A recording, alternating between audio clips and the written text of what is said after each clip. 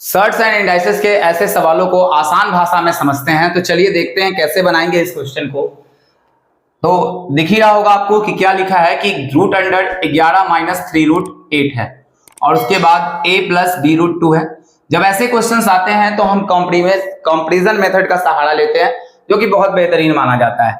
सबसे पहले हम कोशिश करते हैं कि इसका जो स्क्वायर रूट है वो बाहर आ जाए। लेकिन अगर आप सोच रहे होंगे कि अगर रूट 4 का स्क्वायर रूट अगर आपको निकालना हो तो आप आराम से बता देंगे कि 2 होगा। ये बहुत अजीब तरह का रूट है, इसको कैसे निकाला जाए? तो इसको निकालने का हम एक तरीका बताते हैं, आप बिल्कुल ध्यान से इस चीज को देखेंगे। अगर इसका जैसे ही स्क्वायर रूट आ जाएगा तो ये क्वेश्चन बहुत आसानी से टूट जाएगा।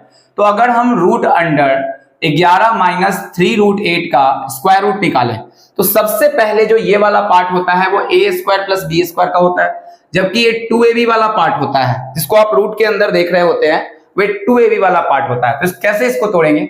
जैसे जब आप क्या निकालते हैं a square plus B square plus 2ab लिखते हैं ना, और फिर लिखते हैं a square plus B square minus 2ab। ये दोनों का फॉर्मूला आप जानते होंगे। इसका तो होता है a प्लस बी का होल स्क्वायर और इसका होता है a माइनस बी का होल स्क्वायर। इस तरीके से ये फॉर्मूला बनते हैं। तो जब आप बनाते हैं किसी भी संख्या का स्क्वायर निकालते हैं तो a square plus B square का ये मान होता है, जबकि ये वाला जो होता है वो 2ab का मान को प्रदर्शित करता है। तो चलिए कैसे हम इसको तोड़ेंगे, हम डायरेक्ट विधि सीखते हैं। तो सबसे पहले देखना होगा कि यहाँ 2 है कि नहीं है। पहले इस वाले पार्ट को देखिए। तो रूट अंडर 11 में 2 दिख रहा होगा। अगर 8 को हम स्क्वायर रूट से बाहर करें तो माइनस हो जाएगा, ठीक है। और कितना हो जाएगा? 3 दूना, यहाँ हो जाएगा 8 को तोड़ते हैं 2 रूट 2, तो ये 2 जो है वो 3 में गुना हो जाएगा। तो 3 दूना हो जाएगा 6 और ये रूट 2 इस तरह से आ गया। अब यहाँ पर हमारे पास बाहर में देखना है कि 2 आ रहा है कि नहीं आ रहा है। यहाँ पर बिल्कुल 2 आ रहा है। तो अब आपको ध्यान देना है कि यहाँ से 2 को छोड़ देना है, क्योंकि ये जो बना 2 इंटू a इंटू बी, यानी कि अब यहां से अगर हम 2 छोड़ देते हैं तो इसमें कितना बचता है आपके लिए? तो 3 रूट 2। हमेशा इससे 2 क्या करना है? हटा लेना है। अगर ये 3 रूट 2 बच गया यहाँ पे, तो अब आप ध्यान देना है कि 3 रूट 2 के ऐसे 2 फैक्टर्स करेंगे, यानी 3 रूट 2 में तो 2 ही फैक्टर्स है, एक 3 है और एक रूट 2 हो गए इसके, ठीक है।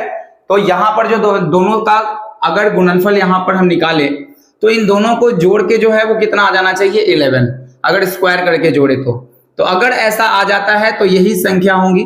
तो 3 का स्क्वायर करते हैं तो 9 आ जाएगा और रूट 2 का स्क्वायर करते हैं तो 2 9 दूना 11, यानी कि ये बात सेट हो गया कि यानी कि यहाँ पर आ गया 3 और यहाँ पर आ गया 2। इसका मतलब कि ये जो संख्या है वो क्या है? तो 3 और बीच में अगर माइनस है तो यहाँ माइनस रखेंगे, माइनस रूट 2 का ये बनेगा होल स्क्वायर, ठीक है। यही जो दोनों आप तोड़ते हैं उसी का होल स्क्वायर हो जाता है। जब आप तोड़ेंगे तो इसको जब स्क्वायर रूट से बाहर लाएंगे तो 3 माइनस रूट 2 बाहर की ओर आएगा। अब देखिए ध्यान से, तो इसका वैल्यू जो आप देख लिए कि कितना आ जाएगा? 3 माइनस रूट 2 आएगा और a प्लस बी रूट 2 हो जाएगा यहाँ पे। अब क्या करना है? कंपेरिजन देखना है कि a का कंपेरिजन a से और रूट वाले का रूट से। तो a का जो वैल्यू विद साइन उठाना है तो a का वैल्यू आ जाएगा आपका 3। अब जब b का साइन उठाएंगे तो b में जो होगा इस तरह से लिखते हैं कि माइनस रूट 2 का वैल्यू जो है वो b रूट 2 के बराबर है, तो ये कट जाएगा। तो आपको दिख गया होगा कि b का जो मान है वो -1। अब आपको क्या करना है? सिंपल सा भाषा में 2a प्लस 3b का मान निकालना है। तो 2a का मान है 3, तो 3 हो जाएगा और प्लस यहाँ पर b लिखा हुआ है तो 3 इंटू -1 होगा।